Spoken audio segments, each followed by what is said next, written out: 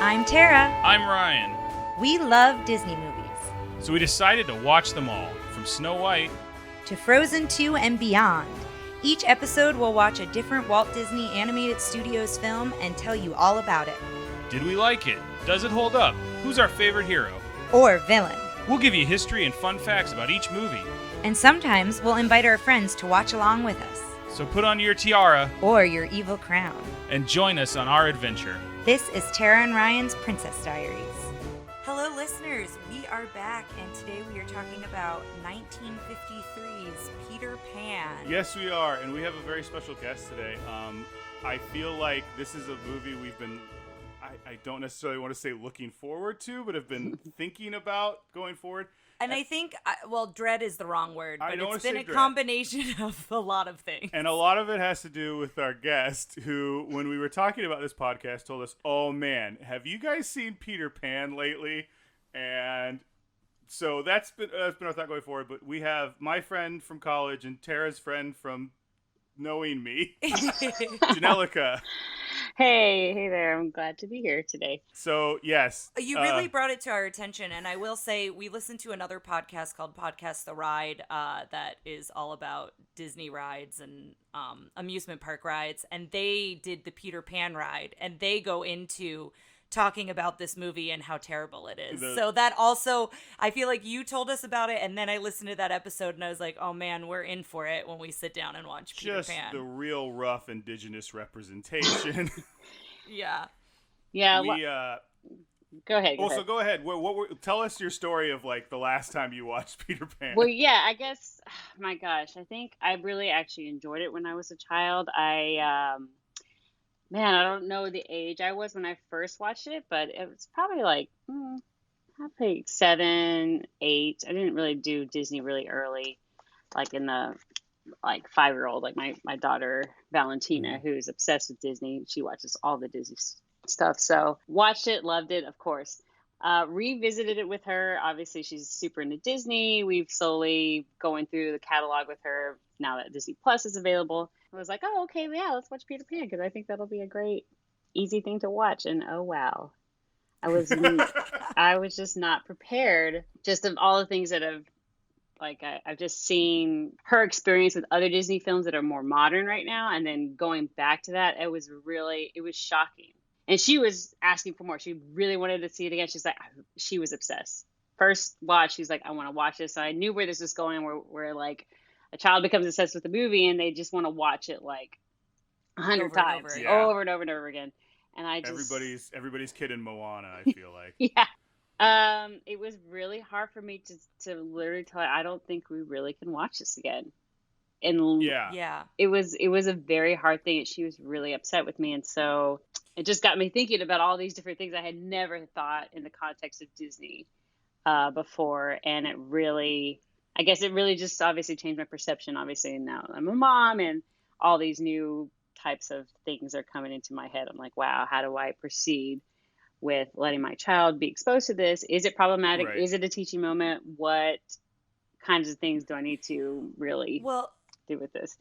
Yeah, and that's my question too, because she's 5. Like, when you were hesitant to have her watch it again, did you go into why, or was it more just like, I don't think we should watch this right now, or kind of redirect her to another movie, or, you know?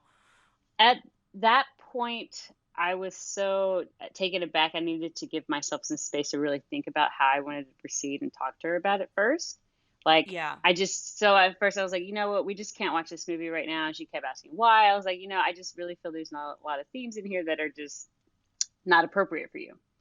And we talked to her like this a lot. So this more has to do with the way I talk to my child. I also feel like that's hard because when you say like this has themes in it you shouldn't see, they're like, well, which ones? And then that becomes that like forbidden fruit thing It was for a few days. I was like, listen, and then finally I was able to come back with her. I was like, listen, there's just a lot of different things that are a lot of things that she recognizes that eat into her. I was like, these are more adult things that I need to talk to you about. I hadn't wrapped my head around it. I really needed to educate myself more about what I should tell my child. It was difficult. it's also like, hey, why don't you point at another movie you want to see? And she's like, this one, and it's Pocahontas. And you're like, no. I know. It's just so hard. And I mean, now I'm thinking about it. It was very shocking for me, and I'm like, I think I would definitely let her watch it again, and then maybe just do more discussion. That's what I've been doing a lot lately. Mm-hmm. Well, I think maybe we should save this is a bigger Yeah, discussion this is that a I'd huge like discussion. to have, and we should save it for Yeah. after the movie. No, I agree. Yeah. But thank you, and and we are on board for that, and we that's talk a part lot- of another reason. Oh, you go ahead. Another reason why we were so excited to have you on, and also with our friend Melissa, is because we don't have kids. We are always so interested in that perspective, like from a parent's point of view, and ones that were nostalgic for you as a kid, right? Because that's why we started this podcast, was for the nostalgia aspect with us. So I think especially for this one, it's important to definitely dive into that. We also, last night I watched a video on YouTube that was Indigenous people watch poor representations of themselves on movies, and I was like, okay, I'll find the Peter Pan one, and they start with the Peter Pan one. And it's just funny because it's all of them going like getting bug-eyed looking at it, and then one guy just sinks his head and looks at the camera and goes, "This used to be my favorite movie." I know. Like, That's what that's what it was. It was like a shock. It was a shock, like, oh my God, I forgot all about this. well, for anyone who doesn't know Peter Pan, let's get the Yeah. synopsis real quick. 1953 is when it came out. It got an 80% on Rotten Tomatoes, and the synopsis is: in this Disney animated film, Wendy and her two brothers are amazed when a magical boy named Peter Pan flies into their bedroom, supposedly in pursuit of his rebellious shadow. He and his fairy friend Tinkerbell come from a far-off place called Neverland, where children stay perpetually young. Enchanted, the kids follow him back, but when Pan's nemesis, the pirate Captain Hook, causes trouble, the kids begin to miss their old life.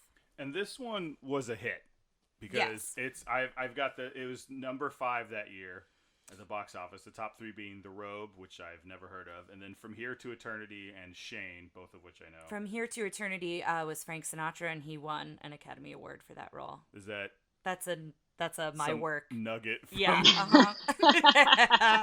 Because I work with old people. But it also grossed $7 million. So I am always curious how much it made. So that's how much it made. It said in domestic rentals after it was in the box office. And it was based on a 1904 James Barrie stage play. Yes, and also then a 1911 novel by the same author. The stage play was Peter Pan, and the novel was Peter and Wendy.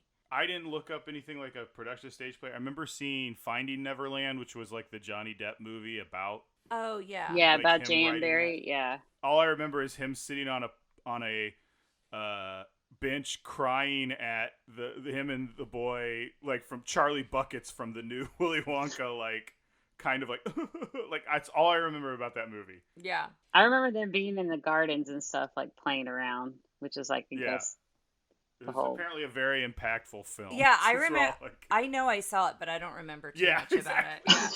Yeah. I do have some things about the original play versus the Disney, so like some comparisons. One thing I have is that Hook in the play loses his right hand, but Disney artists felt it would limit his actions too much, so they switched it to his left. As a left-handed person, I don't understand. It's an animated character. Like, why would one hand affect his actions and the other hand wouldn't? Like, I was really like, That's really kind of like, interesting. Yeah. I feel like both, like Janellica and I both kind of like, huh? Like, yeah, like I read that comment and I was like, why would it matter which hand of I mean, his the would only be thing I cut can off? think of is this is similar to Alice in Wonderland we were talking about last week, where they like filmed the With whole live movie models? with actors, Yeah, and maybe then that's- redrew a lot of it. So I don't know. Maybe it's just easier to draw right-handed. Maybe they recognize the importance of right-handed people over left-handed people. Well, at least the author Okay. didn't. Just saying. So the other thing is, in the play, Pan was a permanent resident of Neverland, where the Lost Boys were only temporary lodgers. So if they seemed to grow up, Pan, get ready, listeners, Pan would kill them to prevent Neverland from overpopulation and reduce the chances of challenge to his rule. Peter Pan is Thanos. Yeah. That's Like, messed up. Yeah, I mean, he's a pretty dark character in general, but yeah. Yeah, I think J.M. Barrie in his actual book, it's like quoted as it was thin the herd. That's what.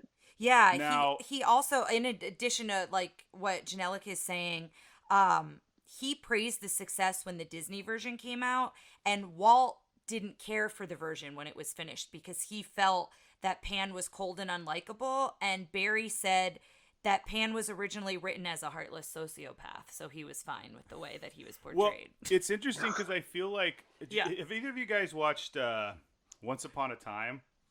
No, I haven't No, watched that's this that one, though. television show, right? Yes. Yes. Or read, there's a comic series called Fables, which is a similar thing where it's like fairy tale stories coming into the real world. And in Once Upon a Time, there's like a whole half a season where Peter Pan is the bad guy, and his shadow is like this monster he sends out to go like capture people and stuff. Oh my gosh. And then in Fables, the whole story of Fables is all the fairy tale people have come to New York and are hiding because there's a war in their dimension or whatever, all the fairy tale lands where someone came through and has taken them all over, and he's referred to as the emperor or the entity or something like that. And it's a mystery who he is, and I'm going to spoiler alert, skip ahead if you're interested in reading Fables. It's decades old. It ends up being Geppetto, and he's made all of his soldiers out of wood and all this stuff. But it was originally supposed to be Peter Pan. That was their original intention because everyone went, Peter Pan is so sociopathic, like you said, Yeah. and but it was like there was something tied up in rights because this is like there's the Disney version, but there was that weird one in 2003 where all the kids were actually kids. There was the other one that was like the prequel to Pan. Did you guys hear about that? That was a few years ago with Hugh Jackman. Yeah, I saw And that. Is it Pan? Is it called Pan? I think it's just called Pan. Yeah. And like the pirates sing Nirvana and like the Ramones and stuff. I It's read so that. weird. I read that. And I was like, what is going on? I never watched think it, it but I was was reading about it. Yeah, I think it was trying to be Moulin Rouge in a way. Oh, So maybe okay. that's like, so like their sea chanty yeah. is like, but Moulin Rouge also used that Nirvana song. So it's weird. I read the synopsis last night. It's like they're Blackbeard, who's Hugh Jackman, and like kidnaps kids and makes them mine pixie dust, and like one of the other kids is Hook. And it's like Pan and Hook like join with Tiger Lily, and they like, Interesting. and Tiger Lily is like a warrior princess thing, and she teaches Pan how to fight. And then at the end, it's like James and Pan, like James Hook takes over the Jolly Roger, and they like shake hands, talking about how they'll always be friends forever. So like they were setting up for a sequel that was still a prequel. Yeah. Whatever. It sounds awful. We should also mention that we got ready for this by Yes. watching Mary Martin's Peter Pan last night, which is free on YouTube if anybody wants to revisit it. It was, I don't know, Janellica, did you ever watch that one growing up? I think I did. So I know she was like one of the originals, right? That was the main play, the first play that was out. Like, For well, the it was role, for yeah. the role, anyway. Yeah, 1954 is when it first debuted on Broadway. What was that video? Was that video from the 60s? That or was something? from 1960. So NBC did several televised versions of the Broadway play, and it had the same stars in it. So that was like the third or fourth time that it had been televised. So each time they used the same actors, and both Mary Martin and the guy who played Hook, I have his name It's somewhere. something super British. It's like But- Nigel Rathwaite. Yeah, that's not it, but it is something like that. But they both won Tonys for their performances. So Well deserved. She Yes. was okay. I'm gonna play my hand a little bit on this. I'm fully expecting to hate Peter Pan as a character. during Cyril Richard. this. Cyril Richard. Zero, was- it's hard. Yes. So that's close. Yeah. Nigel Nigel, Rathwaite close. or whatever. Yeah, pretty close. But so I'm fully expecting to hate this version of the character of Peter Pan. Mary Martin, again, the character is sociopathic and weird. The way the play ends is he shows back up and is like, "You can't come with You're us, Wendy, too but I'm gonna old, take your Wendy." daughter," and like flies off. She doesn't maniacally laugh like that. No, she's charming as the character, I think, but like still obnoxious, but I don't think quite as much as Yes. in the Disney version. But Ryan and I had such nostalgia and like could still sing the words to the songs, and I am obsessed with that Captain Hook. I love him so much. yeah. He's so good. Listeners, it's worth going back to watch just for the Captain Hook. And there songs. are- He's got like 3 numbers, and they're all wonderful. Yeah, a There's this whole tarantella, a tango. Yes, there's this whole gimmick where when he has to think of a plot, he needs music for inspiration. So all of his pirates like carry around instruments and they all like play the song. But like one of them has a bassoon, which is the most like unwieldy instrument you can just carry around with you at all times. Have it in your pocket. It's a big marching bass drum, and some guy's got a violin and then a bassoon, and I'm like, what? You know how much I love a bassoon. You do love a like bassoon. this is ridiculous. Yeah. But there are some problematic moments in it. We'll get to those. But I will say, overall, I think it held up fairly well. No, I'd like to watch it. It's mostly weird. Yeah, I would say, it's like, not to breeze over what, there's a different word I'm looking for, but I think you got it. Yeah, I don't want to breeze over the fact of the problematic moments. They are there. We'll get back to them. But when we discuss I don't think they're nearly as much as the Disney version. The weird stuff to me was things like the mother is like, "Father, I saw a young boy in the window, and I caught his shadow." And the father's like, "Oh, that's weird." Totally and fine I'm like, with what? it. And the same thing too, like when Peter like lands in, and I'm curious if that's how it happens in the Disney version, but when he shows up, like no one is surprised, no one is scared. Well, and then the other thing too, in the Disney version, I think they're going to act like they read Peter Pan stories all the time, like they're a character. He's familiar so with. they're That's familiar kind of with how him. it's set up. It's kind of like Mrs. Darling, the mother, has like, I don't know, told them the stories in the similar vein and kind of know about it, and that's kind of how it starts out. They discuss that too. We can discuss this later about like how Walt Disney was just like the whole beginning of Peter Pan. He didn't even want to touch. He was like, that's a totally separate story. That's why they ended up starting with scene of where like Peter Pan comes in and they start the story. There was at one point so just to back up, this was originally their idea for the second Disney movie.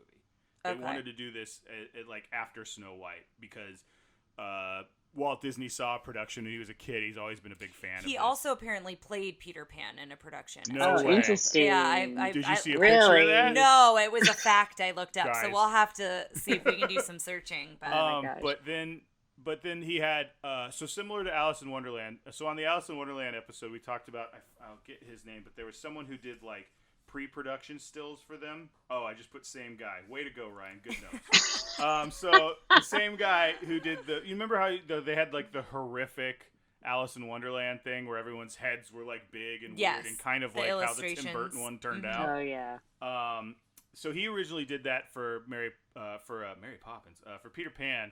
And then the war came, and they kept pushing it back, and then they eventually came back to it. And at that time, the person who came back and kind of redid the stills was Mary Blair, the same woman who did them for Alice in Wonderland. Oh, okay. And she's apparently a big thing. I found a book. There's like lots of books that are like Mary Blair's art and Disney and all that stuff. So she's going to be, I think, a big figure moving forward. Yeah, and I also read somewhere that they had trouble getting the rights originally to this. I saw that like too. I read that too. That they were having a hard time trying to get. So I wonder if that's currently to like a hospital. Did you know that? Yeah, they do. And every time it gets played, the proceeds go to that hospital. Oh wow! I didn't read into the story of like did he do that or where that came down the line, but that's where it is now. How do we feel? I feel like we've kind of just gone over. Like sometimes we do a little more history, and this is more of just our feelings of Peter Pan. I would. Which is fine. Which is totally fine. I always like to give the listeners some things to look out for. Cool. And so one of those things, there's a goofy holler in this one. Yes. It is during, it's during Captain Hook's fight with the Croc inside the cave at Skull Rock. Yes. So we'll hear a goofy holler at some point. The other thing that I wanted to mention to look out for, let me flip over my notes. Hook and Smee, when they're rowing towards Pan and the mermaids, Hook stands like George Washington in the 1851 painting Washington Crosses the Delaware. So yes, I will be looking up a still of both of those and posting it. But those are just some things to look out for. And the other thing I found interesting is the sound of Tinkerbell. So they went through a lot of different tries with bells and chimes, and they felt it was too harsh on the ears. And what they eventually did is they cut up aluminum and they strung the pieces of aluminum together, and that's her sound. Huh. So I found that really interesting because everyone just assumes it's chimes, I feel like, or a certain kind of bell. So we may cut this part out, but one thing I meant to look up and I didn't do was kind of looking into the history of Tinkerbell as like a Disney mascot, because I feel like she kind of became like almost like Porky Pig and the like not the main character, but like introducing the shorts or whatever. Like, yeah, well, she became with the Pinocchio song. When you wish upon a star, like when the castle comes on and that star goes over, sometimes isn't it Tinkerbell? probably. I don't know. I could be wrong on that. But Yeah, and older like Disney things when she comes out, but not now, Yeah. not so much now, or when they Yeah. introduce her, whatever. But yeah, Tinkerbell, And you're then right. She does become like a almost sort of a mascot, mascot, for yeah. for Disney, which is really interesting because I don't know, there's a lot of problematic things with her as well. Well, so that's interesting. We might want to put some of this in, but with Tinkerbell, I was reading, and now I don't have it because I thought it was kind of disrespectful to read off the measurements of the woman who is the model. But that was one of my facts, was like, I guess them trying to justify the way Tinkerbell looks is because that model had a similar figure, the live model for Tinkerbell. Well, there's another thing I saw about the evolution of that character, and it was very obviously an evolution of like what was the considered, you know, a hot woman through those ages, because this was they've been working on it since the 30s, so they So did it's like that bombshell. That Yeah, bombshell look, you could tell- blonde, yeah, hips, kind of curved, yes. tiny waist. Yeah. Listen, I got a little cartoon crush for Tinkerbell, so I'll let you guys take over that, because I don't think I'm going to have quite the perspective. Well, no, I just know that, you know, I've read things about her, and I was reading that, and like I said, when I read the fact that they, like, actually gave me the measurements of the model, Yeah. I was like, Oh, okay. interesting. I think they're going a little too far to try to, like, prove their point. She also, they brought her in, like, again, they were looking for actors to do stuff, and they told her, like, we need you, you're walking along this, there's a scene where she's looking in the mirror, and she looks at her hips, and then she holds up the size and gets upset about them, and that was apparently kind of improv by her. Mm-hmm. Like, because she was originally just supposed to be, like, walking and noticing herself in the mirror, and then she did that. Yeah. And they laughed, and they're like, can you come back next week? And, like, she just became she went from, like, we just are having a hard time visualizing this one scene to come do all our Tinkerbell stuff. Oh, that's So, interesting. good for her for getting that job, but, like, Yeah. you gotta do what you gotta do in 1950 or whatever. Yeah. Well, it's Well- interesting now too because Tinkerbell has taken like a big modern take where there's no Peter Pan story. Like Valentina watches Tinkerbell series, Oh, right. and Oh, yeah, that's right. it's a totally different thing. It's like girl empowerment and doing things on their own, and there's a whole fairy community that helps, and they're all girls, and obviously they help each other out. And I don't know. It's I mean, interesting. she's like, I don't know. I've always thought of her as kind of punk, like, because she's like got that like short hair. Like, I think they've kind of like moved her in that direction a little bit. Yeah. Mm-hmm. And Like- she's very sassy, from what I remember. Yeah. She's also very jealous. Listen, so many characters are going to be ruined in this, but let's I maybe know, it's we'll time get Yeah, into it we'll here. get into So Did you guys have anything else you want to add before we start? No. no, I don't think so. All right, then I think it's time to pull this out of the clamshell and stick it in the VCR, guys. All right, we'll see you on the other side, listeners.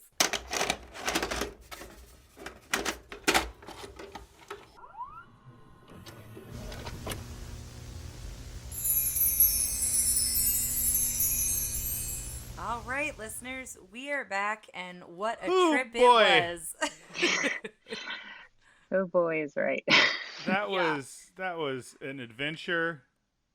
There was a An lot. adventure in time. I don't know. Like, do we just start and we'll just get to the stuff when we get there? I think let's follow our same format. I think we're gonna have much more discussion versus like more on Yeah. the story and the animation, but I think we just kind of dive into it. But if you're a woman or an indigenous person or an indigenous woman, we apologize. Yeah.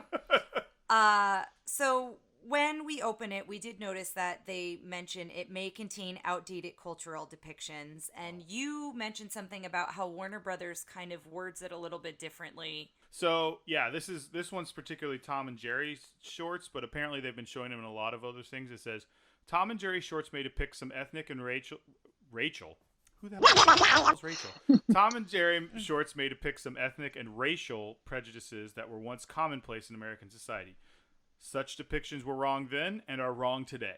While not representing the Warner Brothers view of today's society, these shorts are being presented as they were originally created, because to do otherwise would be the same as claiming these prejudices never existed. I think that's way more. There was much more thought put into it, where I Yes. feel like Disney, the way Disney words it, and not to put words in Disney's mouth, but the way they word it, it's like, oh, we have to say this, right? Disney in general, and this is a much bigger discussion, but Disney, I think, is so worried about their, like Warner Brothers isn't only their cartoon. Like, they don't have like a full brand. There's a lot of different stuff with Warner Brothers. Yeah. And there's a lot of different stuff with Disney, but at the end of the day, like, you think of Disney like it's this clean cut, family friendly thing. And I think they don't want to draw attention to it. They don't want to draw attention to it. They want to kind of be like, it's fine, like, don't worry about it. And they seem to be covered up. Whereas Warner Brothers is like approaching the thing from a much more adult, a much more well thought out position. Well, and also after you read the Warner Brothers statement, you feel heard if you're someone who is offended by what they've watched in the cartoons, where I don't necessarily know from it may contain outdated cultural depictions. I don't know that you feel heard after reading that statement. And the idea that it's outdated makes it seem like, I like that Warner Brothers said it wasn't cool then, it's not cool now. Yeah. Like, the outdated ones makes it feel like I never like the idea that like, well, that's just the way it was back then. Yeah, and the way it was back then sucked. The way it is now is gonna suck in the future, but it sucks now too. You know, like it's, yeah. So that's opening before we've even pressed play. Oh, so as we press play, the one thing that we did want to mention, and both Janellica and Ryan mentioned this about the hospital and how the copyright was connected to a hospital. And so they do, Disney is always good about giving credit and thanking people along the way, we've noticed. And here it writes, they are grateful to the hospital for sick children in Great Ormond Street, London, to which Sir James M. Barrie gave his copyright of Peter Pan. Mm-hmm. So they do give credit there. And then it opens. We open with the song and the night sky and London with the narrator. And we see the Darling house and the Darling family. And they mention that Peter chose this house because the family believed in him. So already you've kind of got this creeper factor with Peter. I don't know that they meant it that way, but like the way it was worded was very much like, well, they also say all this has happened before and it will happen again. It's like this weird, like, Peter Pan is eternal and will come for your children one day. It's like, wow. Yeah. And then we see Nana, who I love. Nana is so great in this, and she comes in with the tonic and she's making the bed and she's tidying up the blocks, which becomes a bit throughout these next couple sequences. And then you are introduced to the father, who comes in looking for his cufflinks. Well, also the boys are playing pirate. They're Yes. jumping from bed to bed, and one of them points out Yes. John says the cufflinks, Michael, and Michael's like, the buried treasure, and they're like, well, where's the map? And Michael can't find the map at first. yes, It's lost. and Mr. Darling goes to get, what did we decide that thing's called? His shirt front?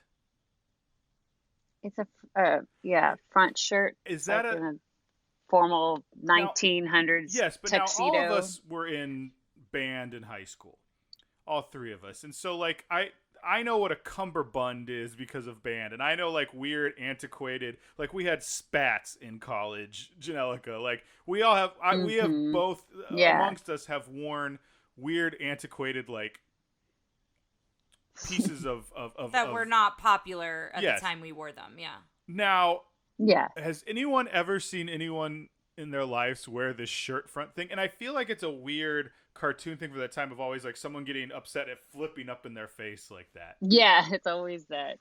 In different cartoons, I've seen that happen. Have you ever seen one of these in real life? I haven't seen one in real life. It'd just be like in period pieces, and I've Yeah. obviously been on some things, but nothing that far back where I'd actually seen one. Yeah, same here. I'm gonna try, listeners, and see if you could buy one today. And if so, I'm Oh, gonna make boy. it part of my normal wardrobe. Great. Well, you're not going anywhere anytime soon, so you'll Just wear it wear it around the around the house. But yeah, so you know what we come to find is this shirt front has the map on it. Michael has drawn the map in chalk, and you know Wendy's been telling them stories, and the father just gets really kind of exacerbated and very dramatic about how Wendy needs to stop telling them stories and needs to grow up and have a room of her own, and you know she needs to stop kind of all this silliness. And as that's happening, Nana is also getting in the father's way, and there's a lot of physical comedy in this Yes. section. He trips over Nana. There's a big thing, and the Yeah, family he trips rushes. over the blocks, and they all go to Nana and say, "Poor Nana." And this is the spot where I felt the most kinship to Mr. Darling, because sometimes I feel like the dog is more doted on in the family than perhaps the father figure of the family. I'm just saying. I mean, I'm going to plead the fifth on that and not comment. But yeah, so basically they all rush to Nana's side, and then he's like, that's it. Nana's going out. She's not a nurse anyway. She's a dog. Like, she needs to be outside. And so the father goes to tie... If you have a dog that can do nurse duties, like, don't take that for granted, for God's I sake. know, right? Nana was so good, like, making the beds and, like, making sure the block said ABC. Like, Yes, she was literate. So smart. Well, mind you, they were still trying to give their children tonic to go to sleep. That's true, So. yes, to knock them out to go to sleep.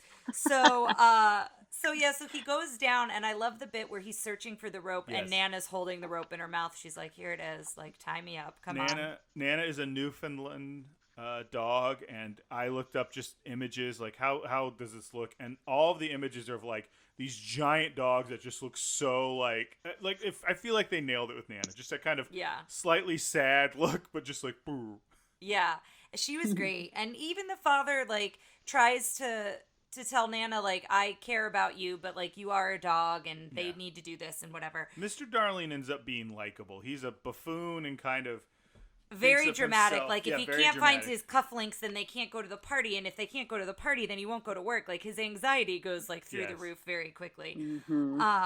But then I love, as they're going to the party, they've tucked the children in. And the mother, Wendy, mentions that Peter Pan has come to the window. And the mother has the appropriate reaction, unlike the 1960 play, where she's like, what do you mean? Yeah. When Wendy mentions a boy has come to the window.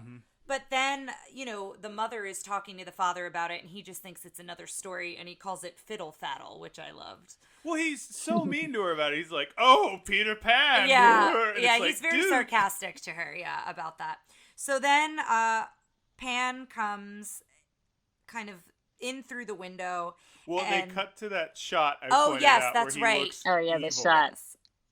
He looks evil, It's like he leans He almost has like a dark mask of a shadow over his face. Now, it's a very cool animation and lighting effect, but it's makes him look horrible. I'm sure I can find this frame image somewhere, but it leaves like kind of like a bandit's mask of Yeah. shadow Well, over his eyes. it's interesting that, you know, obviously he starts off in the shadows, and that's like one of his first images. Like, why did they depict him that way?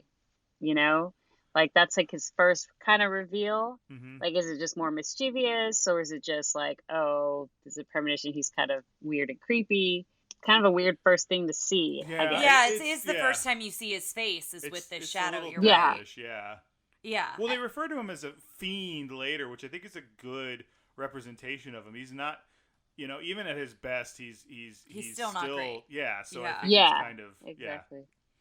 Yeah, so he comes in to the room and they're all sleeping and he's looking for his shadow.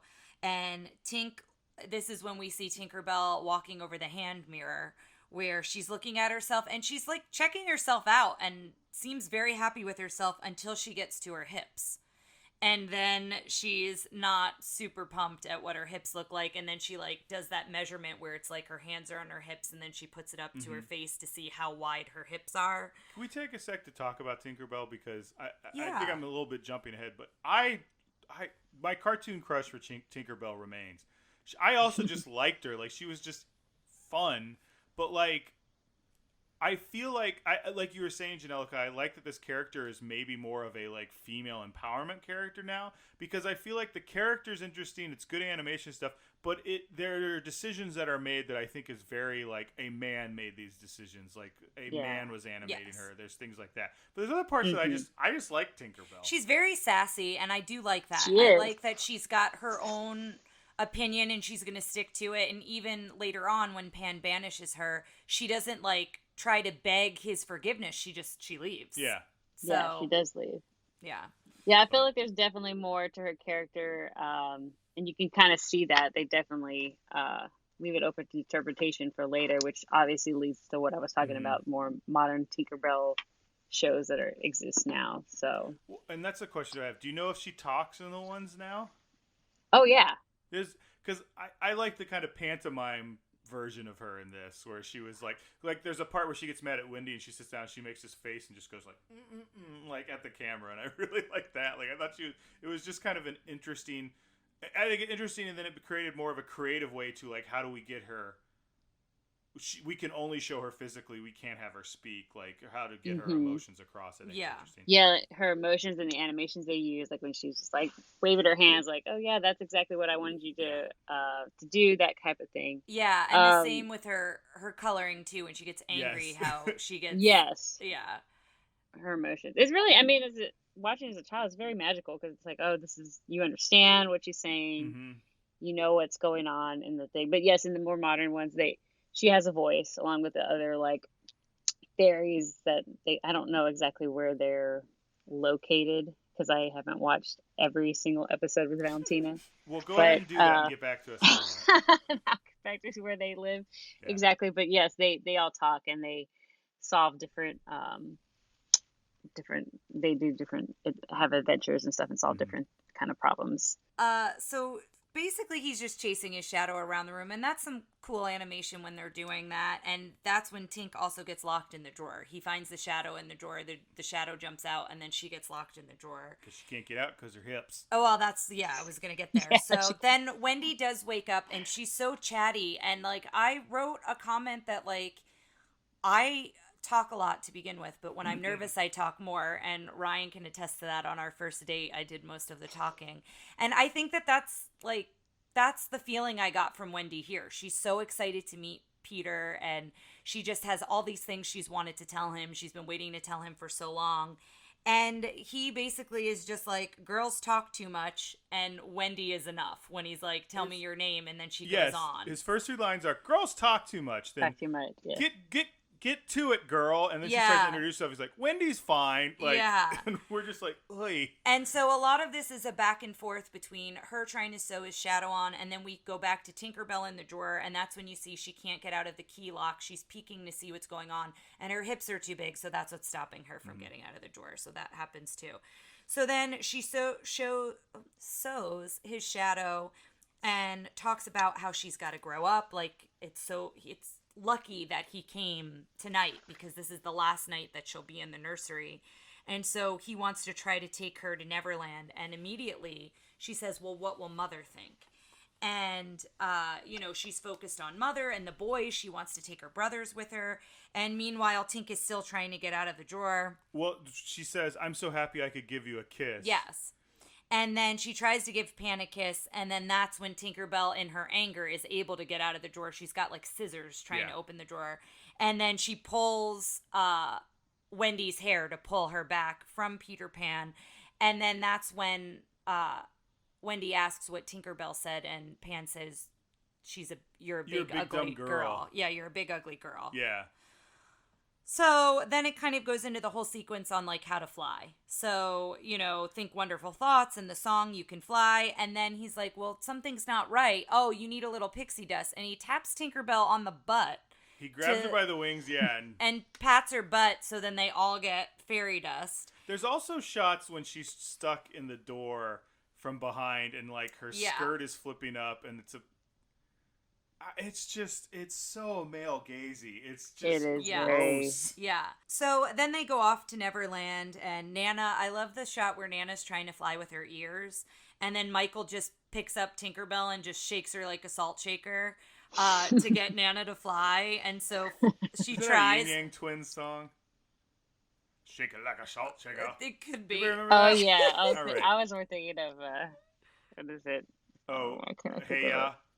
Hey, yeah. Oh, yeah. So I do like when they fly to Neverland, they do stop at Big Bend for a minute. So they're all on Big Bend, and they're flying over London. Well, this is a good place to bring this up. So there is a Peter Pan. There's Peter Pan's Flight, which is a ride. Now, Janellica, you're in California. Have you been to Disneyland and been on that ride? I think I went to it, like when we were first out here, I went on it, but I haven't been on it since. It's been a while. So it's a lot of it. I watched a ride through of it. A lot of it is and you watched the Disneyland ride through. I did watch the Disneyland one. A lot of it is like forced perspective where it looks like you're over London and then flying and through Neverland and stuff like that. But yeah, I think that's like this song and this sequence is kind of like a lot of the good happy memories of this movie. And for a lot of people is maybe what they remember nostalgia-wise, also Yes. if they've been to the Yeah. parks, because you're in the pirate ship, right? That's the ride Yes. vehicle. You're in And a it's pirate like ship. it's the Oh, track is above you, so yeah. you're like suspended. Yeah. And so that brings us to what we see next. So we do see the Yes. pirate's life. So we zoom in on the ship and Smee, hashtag Smee for life, man. Like Team I Smee. know. I is love so Smee. good. In all characters where Smee comes in, even in that off-brand cartoon I was telling you about. I mean, he's always the best. It's always well done. Like, Yeah. His voice though, it sounds like the character has Well, just pasta stuffed into both cheeks. we should Like- also mention that he's the voice of the White Rabbit. Yes, he's a white rabbit. And from then Alice. Wendy is the voice of Alice as well. And so we just watched Alice last week to record. So it's if you watch them kind of back to back, it's easy to notice both of those voices. is Hook and the father, Mr. Darling, they're the same voice on They this, are, right? right? That's Yeah. a tradition from the Because that's a From tradition the play, of yeah, actually they having the play. kept that tradition. And speaking of traditions with the play, I'll mention it here.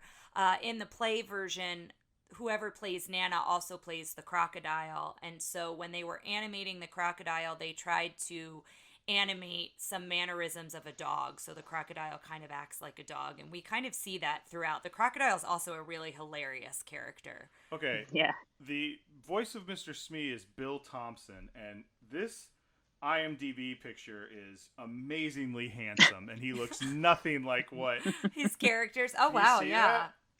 Oh, nice. If you had a lineup of people and you were like, which one's Mr. Smee, you would never pick him. Yeah. Or the White definitely Rabbit, not for that innocent. matter. That's I don't know that I insane. would pick him for that character Um, either. Bobby Driscoll is Peter Pan. We talked about him being in Fun and Fancy Free. Captain And- Beaumont is Wendy, and Hans Conried is Captain Hook, Mr. Darling. Yes, and Bobby Driscoll is also the first boy to play Peter Pan's voice, Yes. so that it was something. Oh, as well. yeah. That's. Mm-hmm. So as we see Smee and we see Hook, and he's smoking 2 cigars, which we're curious if that exists, to have 2 cigars on one kind of smoking thing there. And they look at a map at where Pan's hideout could be. And Ryan, you saw something at Cannibal Cove. There's a in the really unfortunate African depiction there, which leads me to another point. When I was watching some of the, I watched a video we'll put up that was like the Peter Pan that could have been, and it's all the deleted scenes. They showed a sequence they had drawn for the original pirate song that they replaced, and one of the pirates. And this bothered me because it was like a 1998 feature, and they just showed it, and one of the pirates was so offensive. And the first time I saw him, it was kind of in the background. I was like, oh, they must not have seen that. And they just keep showing him and showing him and showing him. And it's just a drawing. It's not an full animation. Yeah. But we'll put it up, and I'm just like, it just shows that, like, even in 1998, they were like, oh, it's fine. That's how the way it was. Don't worry about it. I'm like, this is not good. Yeah. And so we're getting to know Hook pretty well here, and how he has a very short temper. And what happens is there's a pirate singing with kind of like an accordion up high. Concertina.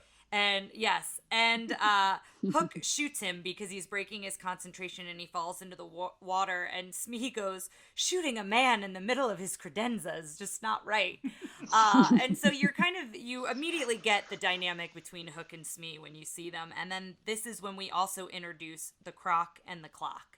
So we find out how Hook has lost his hand, that it was from Peter, and we find out that the croc swallowed a clock, so he knows when he's around. And when they hear the ticking, Hook is absolutely terrified. And I love this whole bit in this animation where he is shaking and he's hiding under a blanket, and he is so nervous about the crocodile getting It's him. so over the top. Now, Yeah. Frank Thomas was the animator in charge of Captain Hook, and he talked a lot about how he had kind of 2 directions. Somebody said Captain Hook should be like a fop, kind of fancy and prissy, and the other person was like, he should be menacing. And he was like, I think that really helped me create the character, because it was kind of in between those two, where he'd be very menacing, but then the croc would scare him so much, or you'd see those scenes where he's about to get Peter Pan with the hook, and it'd be like real bassy notes in the music, and the lighting is, and he looks and his menacing. eyes, the way they animated his eyes a lot of the times too. He's definitely one of the more humorous villains. Yes. But they do a good job of still making him menacing. Yes. In my opinion. And so as he's shaking, Smee tries to relax him with a shave. He's like, you need a good shave. And he puts a hot towel on his face. And then a bird lands on the hot towel. And so Smee winds up shaving the bird's butt. And then when the bird realizes it flies away. And then Smee thinks he's cut off Hook's head. Like, he thinks his head is gone. It sounds so silly when you read it back, but I think it works. It worked so well because then he goes looking for Hook's head, and Hook at this point fell, and like his head is under the chair, so it does look like it's just his head on the ground. And so Smee's like, oh, I found it, and it's actually attached to the rest of Hook's body. And so it's a whole comedy bit that, again, is funnier to watch, I think, than to describe, but it's really good. And then they spot Pan in the sky, and you start hearing all the pirates say, all hands on deck. And they start shooting cannonballs at Peter Pan, Wendy, and John and Michael. And so Peter Pan instructs Tinkerbell to take Wendy and the boys to the island, to the hideout. And Tink is flying too fast on purpose, and Wendy's like begging her to slow down. And Tink goes in to the hideout and wakes up all the Lost Boys, and that's where you meet them all for the first time. And Ryan is not a huge fan. I remember loving the Lost Boys, and I like the idea of, like, I mean, because nowadays they're essentially wearing like onesies, like Yeah, those are the first. Yeah, Like nowadays everyone wears those onesies, but now the animal print kind of onesies. But they are onesies. annoying. I think back to when we talked about how Thumper was so interesting because he was actually a young boy doing that voice. I don't think that was a young boy doing the voice of like the fat bear one. Yeah. Like it sounded like an adult trying to do it, and it made it grating to me and not endearing. Genuine, yeah. And they were just like, as bad as Peter was, like they were just over the top versions of Peter. Like Peter was restrained compared to, they're just like screaming and fighting and always being like, "Arr!" Like which I guess there's one thing to be said. I mean, their leader is Peter, so they're not getting the most. Yeah. Yes. Like, the role model that they have is him. So, in one way, I mean, I agree, they were kind of obnoxious. But, you know, so we meet them all. And Tink basically describes Wendy as a bird and says that there's a terrible Wendy bird and that they need to shoot her down. And so it was Peter's orders, is what Tink says. So they all go out and they hit her, and Tink is very excited. Her face when they shoot Wendy down is almost a little too much. Like, she's very excited that Wendy has potentially died. And wrong, I love her. And Peter saves her, and Tink is so sassy here, and then Peter says that she's banished forever, and Wendy comes in and says, oh no, that's too harsh, and then Peter's like, well, you're banished for a week. Yeah. I love how those are the two, it's like, forever or a week, versions of time. It's like forever or like, I don't know, a week. Yeah. So then she flies away, and then this is where John, they all talk about what they want to see on the island. Wendy wants to go see the mermaids. John wants to see... Do you want me to say what he says or no? No, he uses two different terms. He says an inappropriate term for Aboriginal, which I learned the hard way in Australia is not an. Growing up watching the term Crocodile, Aboriginal. No, the shortened version of it. Oh yes. I learned, like, if you say Aboriginal, it's like saying Indigenous. Got it. But making it into like, so I said that a couple times. Australia, like, mate, you can't say that. Like, not cool. Yeah. And then Michael says the shortened word for Indian, which Indian itself is not even, I don't know. This whole thing is going to be so hard to navigate. So Michael says that, and so then they do the song following the leader. So we follow them first, and the song is okay until they then specifically talk about Native Americans, and they use a different term for them. Again. And so that's in the chorus. The word Native American is never used in this movie. So when we say Native American... So we're trying to just be respectful and not repeat all of the terms. Now, I actually liked this sequence other than that one spot. Me too. Thought it was very cute. I did too. Yeah. Very... I don't know. It's just very, like, kid-like, and you're just like, it's kind of a...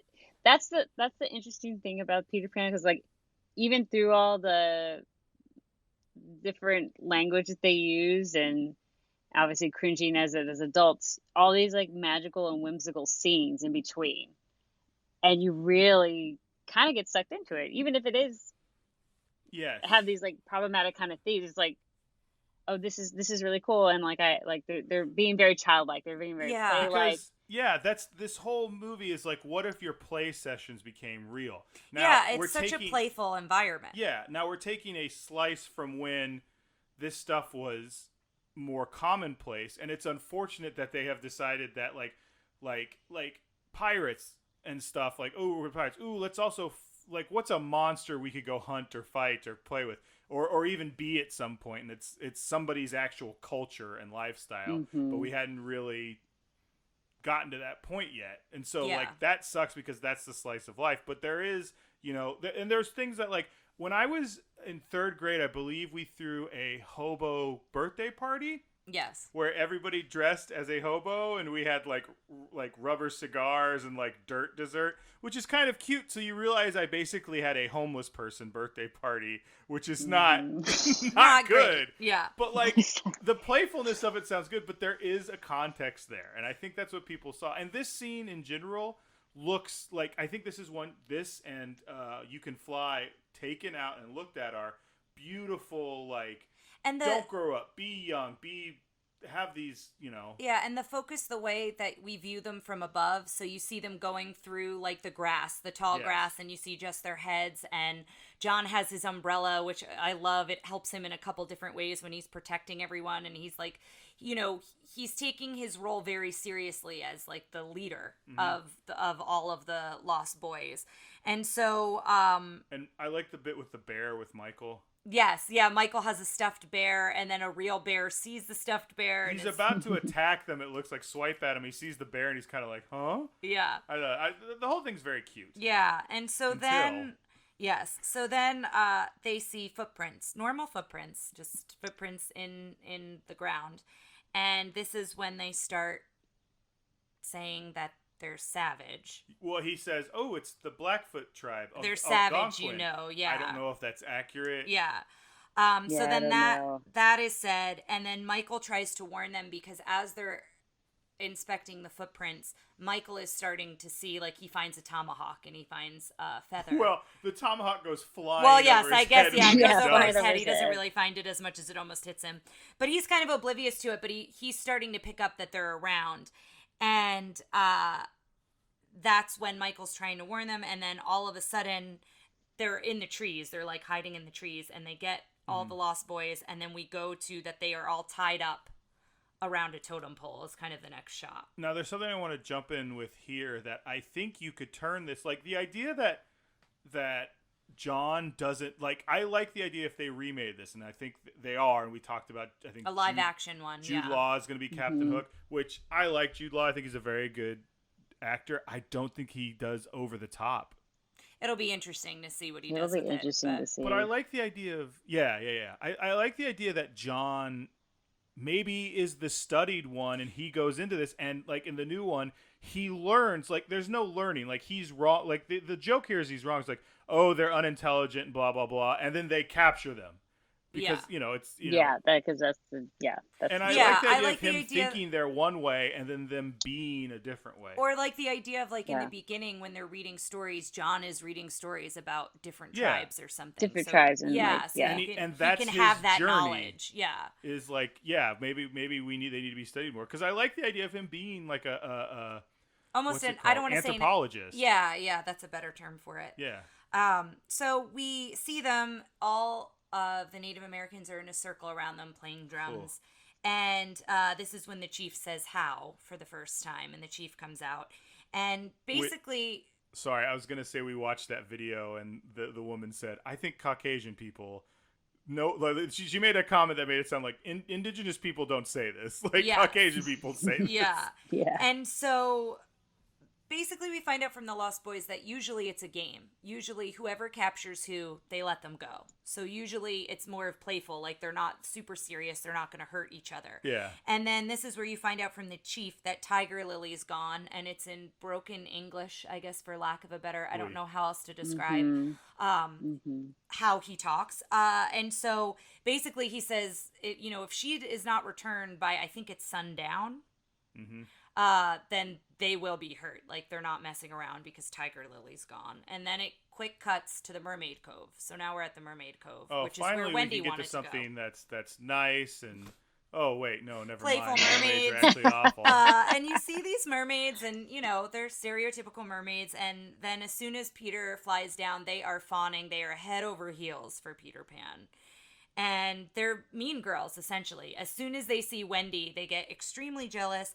They start, like, pulling at her dress and splashing water on her. And then the minute Wendy gets angry and shows that she's not okay with what they're doing, to, like, hold up a shell to be like, if you do this again, then Peter Pan is laughing and is like, oh, they were just playing. Yeah, he's like, whoa, take it easy. Yeah. It's like, And then the mermaid goes, he well, gaslights her. Yeah, and the mermaid, Yeah. the mermaid goes, we were only trying to drown her. Yeah. It's like, so yeah, that scene's not great either.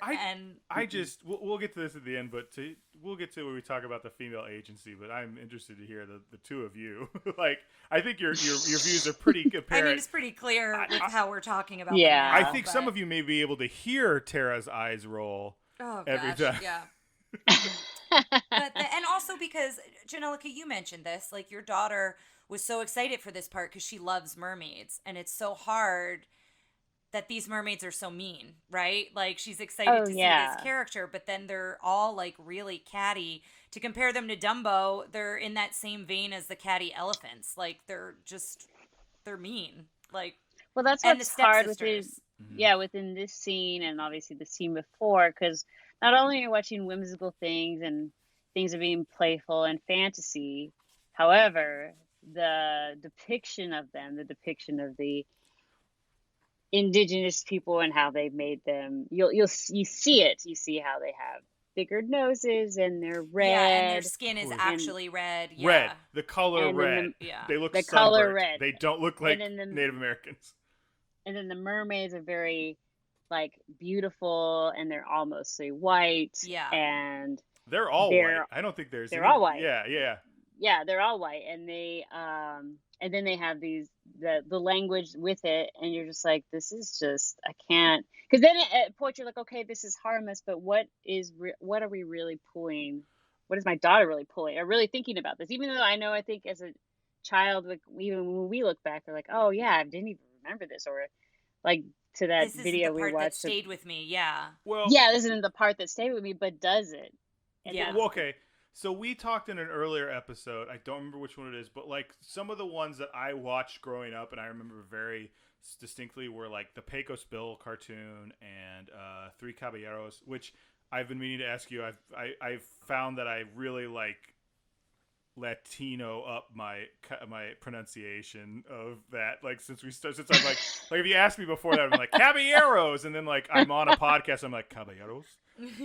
Anyway, but like I think there was a lot of stuff in there that were like women are always trouble, and like especially in Pecos Bill was like women ruin things and like shucks girls, and I think some of that was like, while I don't think I've grown into that type of person, there was a lot where that was like humor to me. Like that was always a joke. It's like, women, like I'd make the joke too, and that's not good.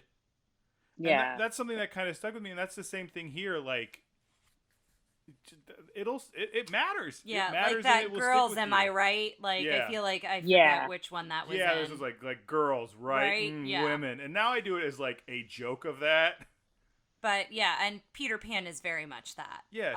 In this, He's- as well as some of the other characters. And every woman in this movie is created and exists to benefit Peter. Yes. Like to fawn Yes. over him, to Exactly. like be in To love with boost him. his ego, to Boost make him his feel ego. better. Even at the end of the day, like Tiger Lily starts off like she's Tiger obvious- Lily doesn't speak, by the way. I don't know if you noticed that. She Yeah, has that's no words. another Oh huge my The God. only thing she different thing. almost says is help, but then help. the water gets in her mouth, so so she there you're doesn't talking actually have a word. Yeah, so they're talking about the damsel in distress trope, followed by the like, oh, now I'm going to try and kiss Peter during the. Yeah. It's just. And it's so rough. yeah, so we'll go back a little bit to talk about the whole. 'Cause Mrs. Tiger Darling. Lily is next. Mrs. Darling Yeah. is the only woman, and then that's the other role you can have this movies, and that's mother. Yes. We found. And that's the Yeah. mother. Yeah. yeah. Or Nana, I guess you could focus on Nana, but she's also a dog, not a. That's so funny. I thought. Well, of Nana as a can male. go real deep.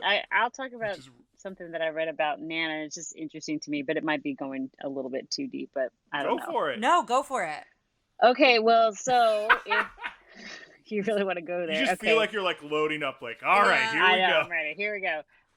So Nana is interesting to me. So they make her the, what is it? She's the nurse. She's the nursemaid, right? Yeah. Mhm. Well, then you think back to, okay, so we're going back, and this is in the 1900s, I guess, early 1900s. You don't really know exactly. I don't know if they ever specify the exact year. I can't even remember if in the actual play what J.M. Barrie, like, he makes a certain, I can't remember the exact year that he I think makes the it. play's in like the first decade of the 1900s, like it's 1908 or something. We said at the beginning of this. Go back and Okay. listen to the beginning of this podcast. Sorry. I'll listen to it. And so with nursemaids, though, back in London, they were probably a woman of color, mostly probably black. Oh. And Oh. so the actual nursemaid is a dog. Oh, no. I never put that together. Oh no. Yeah. So I was interested in that, but that's not to say that I mean, nursemaids were also obviously poor servants and obviously of the time, but most likely it probably was a black woman. Yeah. I never. Aye, aye. I'm happy you brought that to our attention because I thought of it more. We have a pit bull, and her, like, when you read history of pit bulls, they were nanny dogs. Like they were not like, she doesn't serve us tonic or anything like Nana did, but I know, like they're she's a real real letdown. disappointment. But they were very protective. So I think I just viewed it from that point of view, like thinking about a dog that was protective and like that mentality of caring for their pups. But I didn't think about like what that role would be as a person. I also think there's something to be said there about the disposability of that role. Yes, And that yeah. view of like, oh, it could be a dog could be doing this. Like, Yeah. no, you idiot. They're taking care of your kids. Yeah. I No, mean, that's true. but to be back in the context of the J.M. Barrie, where he got his actual, I don't know, it was actually a dog who he met. It was the family dog of the boy he based off Peter Pan, right? Mhm. The Davies children. Mhm. It was actually their dog, and the dog was supposed to be the inspiration for Nana. But then I don't know, Nana really wasn't so much of a maid, a nursemaid, Yeah. I guess, Well, in the obviously. play. Oh, in the So play. Yeah. yeah, so in Disney's caption, I'm like, why did they make Well, her... Well, in they the did it in play the Mary version, Martin in the version. Mary Oh, Martin the Mary Martin version, Yeah. okay. Yeah, in the Mary Martin version, Nana does take care of them, but then there's also another housemaid character Got it. who's it's a Okay. very weird storyline. Like she shows up in Neverland and no one ever addresses No one it. ever addresses it, and then So it's weird. a weird bit. But but they have her in addition to Nana in the play. I do want to. You were talking about the inspiration for this. I do want to throw this out there really quick. I was looking for a good spot to do this. J.M. Barrie may have based the character of Peter Pan on his older brother David, who died in an ice skating accident the day before his 14th birthday. His mother and Yes. brother thought of him as forever a boy. Oh my gosh! What a The whole story of J.M. Barrie, the whole Peter Pan like inception of the whole story and the character is really dark. It was that, and then obviously he took care of the Davy boys because obviously that was the inspiration Yes. for the whole play and the story. And then those boys ended up having very tragic deaths later. Oh, I don't know if you gosh. read about that. No. Because he essentially, after the mother passed at some point, he changed the mother's will to actually take care of those boys. Like, now granted, they were like a very close, they vacationed together, they were really close family. But when she finally passed, he decided that he was going to be their caregiver. Anyway, long story short, some of the boys committed suicide, Oh my and they goodness. died tragically, whether in war and some other kind of Well, really yeah, bad circumstances. this was right before World War One, Yes. so yeah. Yeah. Boy, do we want to get to Skull Rock? Because I feel like Sure, that's a we Yes. can fun go moment. back. Sorry, yeah, I'm yeah. sorry. Well, No. This is Don't feel great. bad about that. No, It's this just is like, great, but yeah, we'll pick it back up to then take it Yeah, back down keep because going. Yes, there's because- more here. yeah. But so as we're at Mermaid Cove, they look out and that's where we see Smee and Hook looking like George Washington on that boat as Yes. they're going to Skull Rock, and that's when Peter realizes they have Tiger Lily. So they've tied her to a. Well, sorry. It's before then, when the crocodile's following them, which I'm sorry I missed it. But did you say that the I did. crocodile about the dog? Yeah. Mhm. This is when he looks down the barrel of the camera and is like, "I'm still in this movie." Yeah, and then he's like, as the clock ticks, his eyes go with So the good. with the rhythm. And so basically, they've kidnapped Tiger Lily because they want her to reveal where Pan's hideout is. And he says, "High tide is coming in soon." And here's a quote that I love Captain Hook, but he has a couple unfortunate quotes. "No path through water to happy hunting ground." Oy. So that's his phrase to Tiger Lily. And so as that's happening and they're trying to get this information out of her, Pan shows up and becomes an evil spirit. And He he says talks he's into a his hat. Manitoa, which that bothered me because a Manitoa is like a Native American spirit or Oh, something. He goes, Manitoa, spirit of this, and I was like, the only reason I know that, spirit of the water or spirit of the Yes. sea is what Hook, I think, Yes. repeats, but I didn't hear the first. the only reason I know that is there's a DC superhero who's a Manitoa. Anyway, continue. Yeah. So he talks into his hat, so he gets this big booming echo with his voice and in the cave. And then as Hook is starting to investigate where the voice is coming from, Pan flies over and talks like Captain Hook. And I do like this bit, that he impersonates Captain Hook and tells Smee, "Release Tiger Lily." He does the chief later, and I Yes. just love that this is one of his powers. Is that, yeah, he can he's impersonate perfect them. mimic. Perfect impersonation. Yeah. So Smee starts releasing Tiger Lily, and then Hook comes back, and again, this is something you more have to watch than describe it. And Hook's like, "What are you doing?" It's like that whole back and forth bit of like, "I didn't tell you to do this. Yes, you did," kind of a thing. Everybody's confused, and then Hook finds Pan impersonating him. Yes. And then the fight ensues between the two of them. They start sword fighting, and Pan gives Smee the gun. He's like, "Here, take the gun and try this." And then Pan starts flying all around, and Smee tries to shoot Pan, but instead he hits Hook. So one of the things I wanted to jump in here with is talking about the flying animation, because there's a lot of talk about in the documentary I saw, they go, "Oh yeah, one of the hardest things to do is not flying, but people like floating. Like, what do they do with their legs? Like, what do they look Yeah. like when they're moving?" And I thought this was a high point in this movie, was just all the ways he's moving around. He always looks like he's swimming, like he's kind of in the Or he's water. and he- skipping over rocks and or things ice like skating. that. Like he does a specific move where his legs are out and he looks like he's kind of like going in a circle around people. Yeah. And it's very kinetic while still being interesting and seem kind of real. Like when Wendy tries to fly, she's always looks like she's a little more weighted, like because she's not very good at it. Like Yeah, and probably nervous. Yes. Like Pan has no fear. Like Yeah. he just goes for it. And I like the bit where they're fighting on the cliff and then they're fighting in midair. for a second, For a like, second, Hook like follows him and out, Hook. Yeah. like Wile E. Coyote. And so this fighting goes back and forth, and then Hook is hanging on the cliff by his hook, and the croc is right underneath him. And this whole back and forth between him and the crocodile is great, because at first the crocodile chomps and gets part of his pants. So he It's a rips little part terrifying. of his pants. I find it more humorous, but yeah, I guess it is kind of terrifying. It is humorous, but I don't know, because the music's very like bap bap bap, like the music's kind of intense. Like Yeah. it's like, oh god. Like the second time he does it later in the movie, it was a little more humorous for me. I don't know, this one, I'm also watching this one looking for stuff, but it was a little Yeah, cool. fair enough. And so it's this whole back and forth with the croc. He's like in his mouth and then he's out of his mouth, and his clothes are torn to shreds. He's got very little clothing left after he's battled with the crocodile and trying to get out. And it's basically, does Smee save him at that point? They end up just running, like they're Yeah. like, yeah. And running away from the croc, and then that's when we almost hear Tiger Lily speak, but we don't, because high tide comes up and fills her mouth with water. Because the tide and the patriarchy silence her. So, Silences her. Yep, yeah. Oh boy. Silence you. Yes, you are not allowed to talk. So Pan saves her at the last minute, and then we go back to the pirate ship. So now the Croc is circling, and we see Hook is sick. He's got a hot water bottle on his head. This whole bit is great too. Yes. His feet are in a bucket of water, and he's sneezing, and Smee is hammering a sign that says like "Do not disturb," but Hook has a headache, and so the hammering is making it worse, and he says to the pirates, Captain should not be disturbed. He's got a splitting headache. And Hook opens the door, and Smee continues to hammer and winds up hammering Hook's head. So they've got great hammers or things hitting head Foley effects.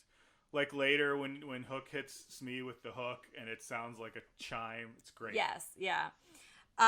So then, as Smee is like tending to Hook, now that he's kind of he's not seeing stars. I don't know what is circling around his head after the hammer hits him, but there's animation I there. remember. Should've Yeah, there's been- animation. should've I been- can't remember. Little Peter Pan's flying. Yeah, I don't know what it is, but Smee says, I've heard there's women trouble on the island. So he's heard from the first mate, who heard from the cook, who heard from someone else, basically, that Pan banished Tinkerbell. And so Hook now cleverly comes up with a plan. And this is the line that Captain Hook is one of my favorite villains. And this one really got me to like him a little bit less. A jealous female can be tricked into anything. And when Tara says it made her like him less, like she audibly went, "Okay, Hook." Like Yeah, I was just like, all right, like that's Janellica fine. kind of missed it. She's like, "Wait, what'd he say?" Because Tara was like, "Yeah, okay." I was too loud over the line, yeah. And so basically he gets dressed up for her, and I do like this whole bit. Smee comes out and he's like, "Here's your Sunday set of hooks," and they're all gold. And Well, and one of them's like a crab cracker, and one Yes, of them's yeah. like a corkscrew. they're all different, and he puts a ruby ring onto the hook and Yes. like wears his best jacket to basically seduce, I guess, for lack of a better word, Tinkerbell into this plan. Seduce isn't the right word, but I don't think persuade. Yes, I don't Yeah. think he has a. He doesn't have a romantic interest. Yes, interest, No, but he's yeah, definitely no, portraying a like an air of More like, civilized. It looks. he wants to look put more together civilized. He and- wants to look Yeah. more innocent. Like yes, Yes. but Yeah. I like this character because of the air of civility or high society that is just this. It's right under the surface is just this.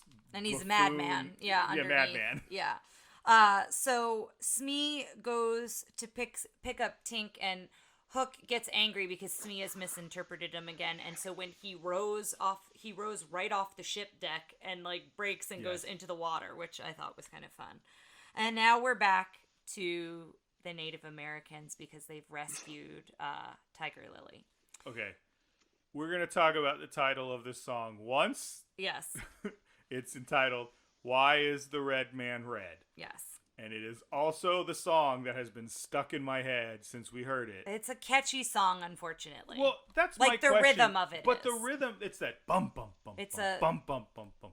Is that racist? Is that rhythm racist? So Because we watched the Mary Martin one last night, which was them dancing. It had a cool dance number, but then all the words were like gibberish, fake. So there's, in the music therapy community, there's a debate that's actually currently going on right now as to whether you call it a drum circle. Because a lot of times drum circles have very spiritual and cultural and sometimes religious connotations to it. So there are people out there who are like, it really should just be therapeutic drumming, group drumming. Like you can use a million different terms. Like why specifically use drum circle when a drum circle means something very specific. So that would be the same with the rhythms. And now I am not an expert on those different rhythms, but that bump, bump, bump, bump rhythm, the bump, bump, bump, bump, and that accent on that first beat, if I do that rhythm, I do that rhythm, not quite that, but to Kalijah, because that rhythm is in the song. It's a Hank Williams song about a wooden Indian. He tells this fictional story about a wooden Indian in an antique store. So I will get my clients to drum along with it. My clients will call it a rain dance rhythm. So again, that's an example of it was used in common culture Yeah. inappropriately and misinterpret it, and so that has stayed around, right? I don't think necessarily using the rhythm is bad, but if you don't educate on why the rhythm is used or what's behind the rhythm, right?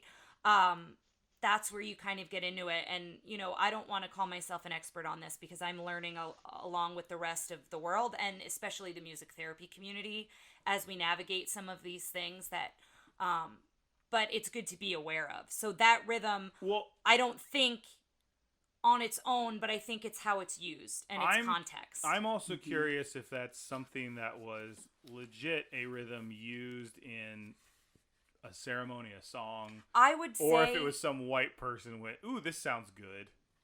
I would say I think it's probably connected, but I don't have that education, and so I don't want to misquote myself. Yeah, okay. Listeners, if there's any other, I know Amanda, who's another music therapist who was on our Alice in Wonderland podcast.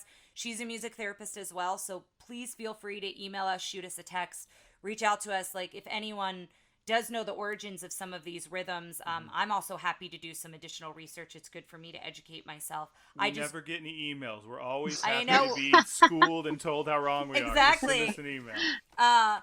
But yeah, I'll do some research as well, so when this episode comes out, we can post some things about it, Right. because I think it's a larger topic than just yes or no, if that makes sense. But yeah, so we're back to this and this song. That's how I feel about it. Yeah, well, we're back to this. So, and they make Pan a chief. He becomes Flying Eagle is his name.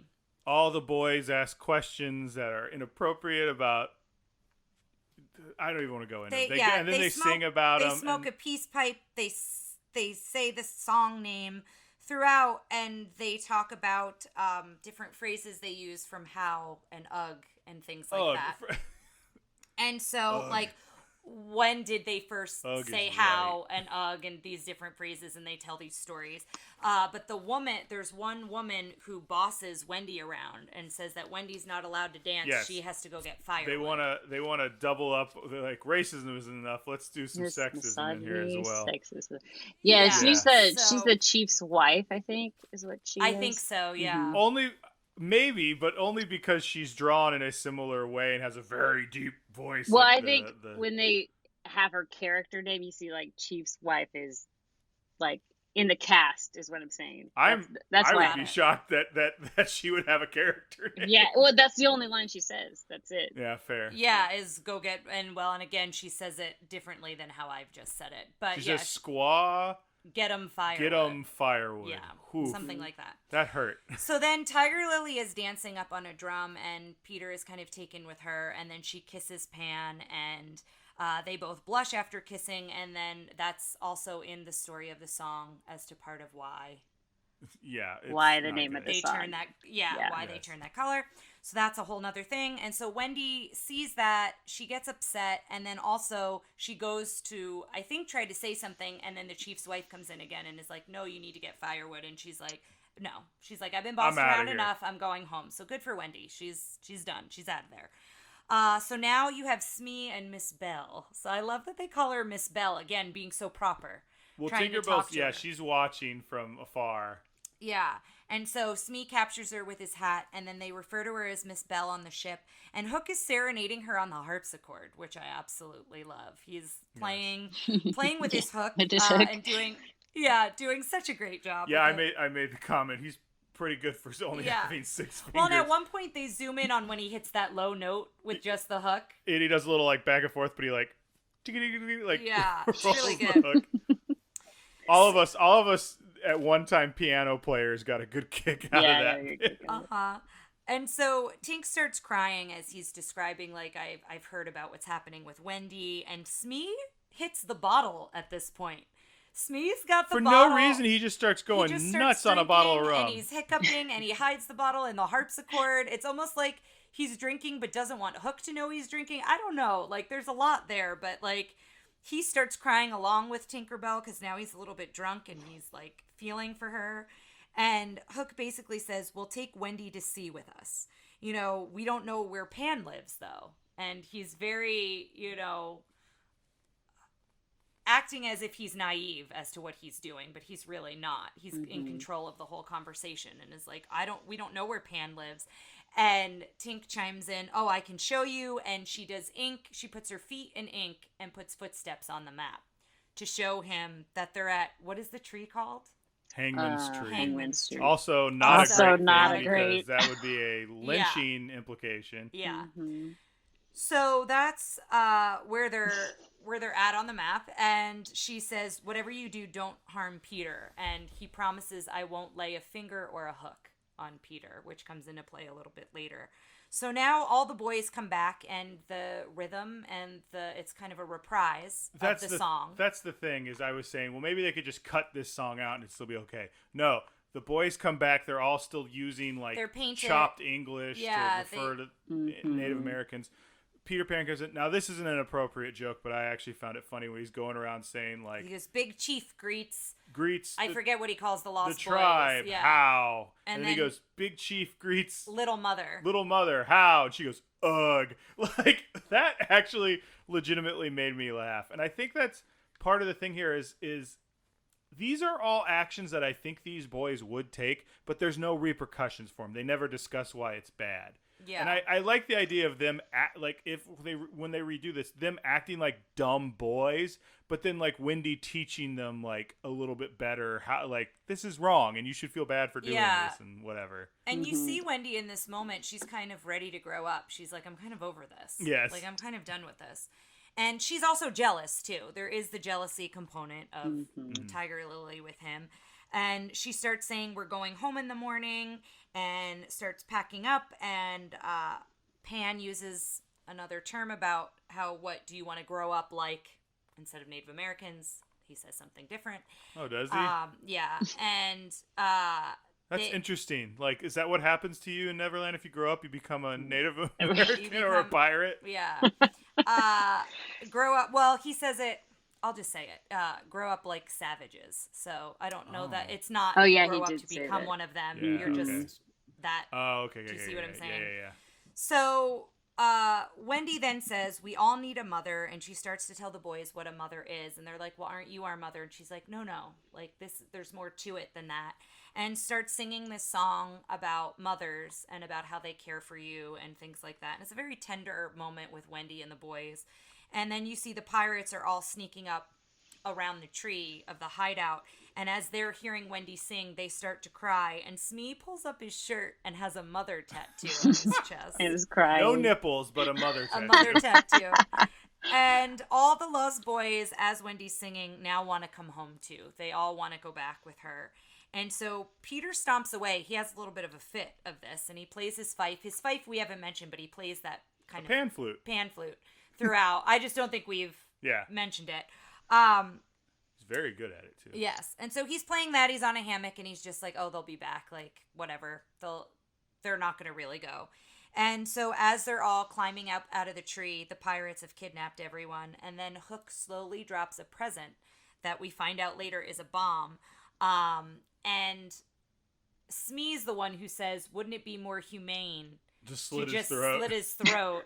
And he goes, "Well, I promised I would never lay a finger or a hook, and I always keep my promise." So that's why a bomb gets dropped into there. And we should mention in the play, it's poison. He poisons Pan's medicine. That's Pan poison. takes medicine. Okay.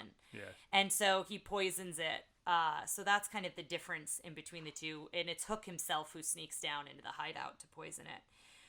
So, yeah, we go back to the pirate ship, and everybody wants to sign up without delay, and I like that they get a free tattoo. Yes. If they sign up. Only if they sign up today. Yes, yes. It's like a sad car sale. Otherwise, they I have love to this walk the song. plank. Yeah, this is a great song. And all the boys immediately want to join. They're enticed by the romanticism that they're describing as being a pirate. And Wendy stops them to say, "Peter will save us." And then that's when Wendy and the boys find out that we as the viewer already know that there's a bomb. And so Peter reads the label. It says not to open till 6 because Hook is timing it, I guess, so it can be a big... Yes. It's also odd that there's like a concept of time in Yes. like I he know has, like, that all of a sudden he has a cuckoo clock. Yeah, all of a Yeah. sudden, we see a clock in Pan's house, and then the clock, I guess, makes sense for Hook because he's always haunted by the clock, I guess. Yeah. With the croc. I guess but- it's a good point. Clocks, we have established that clocks exist in this universe. Yeah. So Tink has been trapped in kind of a lantern while all this is happening, and so she hears what's going on, and she breaks free, and she flies to save him, and she tries to let him know, like, don't open the present, and then as the bomb goes off, she flies it out. So Now- this is... Oh, I was gonna say this is the part in the play where they do clap, where she drinks the poison instead of him. Yes. And they do clap if They you believe clapped in it. fairies. Mm-hmm. And it was something apparently that went back and forth with Disney, and Walt Disney ultimately decided that they couldn't get the audience to clap like you would in a live theater. So they ended up not doing like clap to save Tinkerbell. Yeah. So instead, Pan is searching for her through the rubble, and then that's when he also kind of lets her know, like, you mean the most to me. Like, he says something to those lines of, like, I've always cared for you the most, or something like that. This is how I'd like to see it happen in the play and in the new movie. Is like the part earlier is when Wendy decides to come home is when she realizes, oh, he's not into me. This is all, he's only into himself. I'm out. And then it becomes about like less about any sort of romantic thing between him and Wendy and more of maybe romance or you know, like that's when he decides I love, you know, Tink is for him. You know what I'm saying? Like, Or Tink's the one who's always looking out for yeah, me. like we kind of like rephrase it a little bit that way instead of it being like Tink, I like you, and then he immediately is like, we got like Wendy, hello again, Wendy. Yeah. I don't know. So we go back to the This whole ship. thing is flawed. Yeah. Yes. We go back to the ship, and Hook says, I think something like, there goes a worthy adversary, and then Smee says amen, and they take their hats off, and they're, you know, kind of doing that, and then talking about how, are you sure you don't want to sign up? And Wendy is the first to walk the plank. So she walks the plank, and she falls, and they're waiting to hear the splash, and then all of a sudden everyone's like, Captain, no splash. And so they all become very superstitious of The ship ship is bewitched, and then the Hook gets so angry, and he's like, you want to splash? And he throws somebody else overboard. Mr. Starkey, who was actually a pirate from the play. Yeah. And so then it's a whole nother sequence of Pan fighting Hook. We find out that Pan is the one who saved Wendy, and they fight the Lost Boys, and they go back and forth. And there's a lot of kind of funny bits here, like when Michael puts the cannonball in his bear and then like knocks one of the That's his pirates weapon. out. Yeah. And Hook almost falls off the plank, and you've got the Croc now waiting for him. And then there's a shot of Smee where he's finally wised up and he's packing up to leave. He's like packing up a rowboat, and I love that he's like, I'm at it, like I'm done. Like, that this happens is too in much. Hook, don't you remember? Like, what about Smee? And then he starts like doing that. Like, yeah. There's a lot of weird parallels between having watched this movie and then the play. and I do knowing want to Hook. watch Hook again. Yeah. And so everyone's fighting and, you know, going back and forth. And the one shot I wanted to mention is when Hook is climbing up to meet Pan, how they zoom in on his face and you can feel how high up he is. Yes. I really liked the animation of that piece. Very good. They kind of zoom in on his face as he's climbing up, and they start fighting again, and Peter promises he won't fly. Like, it'll be a Hook fair calls fight. him a coward. Yeah. It's very much, I know you won't necessarily get this, but Back to the Future where they call him a chicken, he's like, nobody calls me chicken. I didn't remember that. So it felt like. So, yeah, so they make it a fair fight, and then Pan winds up winning and says, you have to call yourself a codfish. And so he says it, and he goes louder. And the performance of the voice of Hook, who screams he's a codfish, is so good. And then, of course, Hook is not done. He tries to go after Pan one more time, and that's when I think he falls, and he falls into the crowd. And then we get another kind of like Back Looney and Tunes-esque sequence with him trying to get with away from him the running croc. into the whole Croc's body to his tail, and then he hitting. comes back Apparently, out. the croc also has a piano in the back. Yeah. Oh, yeah. Yeah. And he finds the clock. Back of his Yes, Yeah. he brings out the clock and then throws it back into And it goes into his mouth. And then he skips like a skipping stone. Like if you were to skip rocks on water, that's kind of... But the way they did the voice is funny because he's like, like he's screaming, but it's cutting in off. the water. And then all the pirates fall off the ship and they fall onto Smee. So Smee's thinking he's getting away on his own. And now he's got all the pirates on the rowboat. So they're all rowing in the same direction as Hook at that point. So that's the last we see of all of them. And then it's Captain Pan, and he's wearing Hook's clothes, and he goes, we're going to sail to London. And Wendy is so overjoyed that Pan is going to take her home. And so they do pixie dust over the entire ship. Proving that she doesn't need to be shaken to... Yes, that she can also do it. I guess she was stubborn and didn't want to give pixie dust. I guess that you could argue that. But yes, I agree. She shouldn't have been. But yeah, so the ship flies and they go back to the house, and Nana, the parents come home. And so this is a difference. In this one, it's one night. It's as if Wendy, it was a dream. Wendy's at the window and she wakes up and her parents are there and she's telling them stories. In the play with Mary Martin, there's a comment that says we've been turning down their beds every night. So like that it's been many days since they've been gone, and the father has started to sleep in Nana's doghouse, which is in the room. nursery in the nursery, because he's just like so upset that he didn't trust Nana and didn't like all of these things, and like plus didn't they needed believe... a few more minutes for him to change out of his probably out of his Yeah. costume. Yeah, probably so. So it's a little bit different here. This is supposed to have taken place in one night. And she tells all the stories and says that she's ready to grow up. And then her father, Mr. Darling, is like, oh, we don't have to worry about that tonight. You don't have to do that too soon. And, Nana is so happy to tuck Michael in. I love that little bit. Nana pulls the blanket over Michael. And the parents then see the ship in the clouds. They think that Wendy's a dream. And then Wendy says, but there's the pirate ship. Peter does such a great job. Now, not only do they see it, but Mr. Darling says, I think I've seen that ship before. When I was very very young. Which implies that Mr. Darling was once a lost boy, or he went on an adventure with Peter, or maybe he... I think that the I thought it was he went on an adventure to Neverland. Yes. Yeah.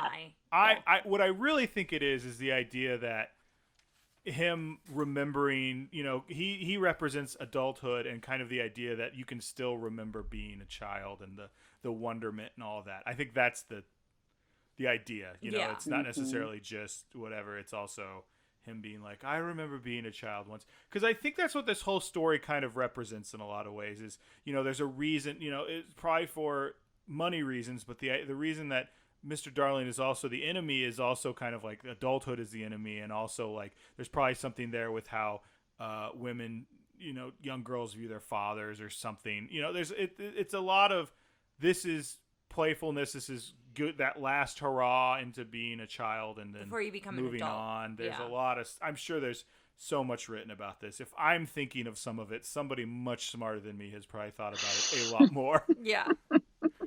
But I will say this one doesn't wrap up quite as quickly. This one feels like it naturally came to an end. We've noticed with a lot of Disney movies that like they get to the end and it's like, okay, that's the end. Goodbye. By the way, Pinocchio, your father is in Monstro. Oh, okay. Well, we better go do that. Yeah, now. and the same with Alice. It's like, okay, she's back. She wakes up. That's the end. Yes. This one felt like more of a natural sequence. Yeah, because they were events. trying to leave, and then there was yeah. So we did it. We made it We through did this it. one, guys. So as usual, how was the princess? The princess in this case, I guess, being Peter Pan. No. That's your only I answer. don't care for him. It's funny because there's some things he did that I actually liked, but I think most of it had to do with his animation. Yeah. And like how he moved and how he flew and like I love him fighting. I this because like I like Zorro and Robin Hood. Well, yeah, and the fighting sequences are great. I mean, Yeah. they're fun. But even just the way he fights is I like that fighting where it's like, oh, I'm not really trying, but I'm still so much better than my opponent. Like I love that. And I'm saying I don't like him, but in the same breath, I almost think he has to be this kind of character because that's how Wendy sees she has to grow up. If he was very charming and enticing, she'd stay in Neverland forever, right? So there is something to be said about the reason I don't like him is also pushes the story forward. Right. And I think you need to like, but the way this movie portrays it is he's an adventurous figure and someone to look up to. Whereas I think there's a version of this where you realize Peter's not necessarily the bad guy, but he's not what you want to look up to. Yeah. And they didn't do that here. They made him like a fun boy because this was written by men who wanted to men who are work in a boyish field, probably men with Peter Pan syndrome. Yeah. Like looking back, and I think that's why you see a lot of that. How was the princess, which would be or how was the prince? The prince is Wendy in this case.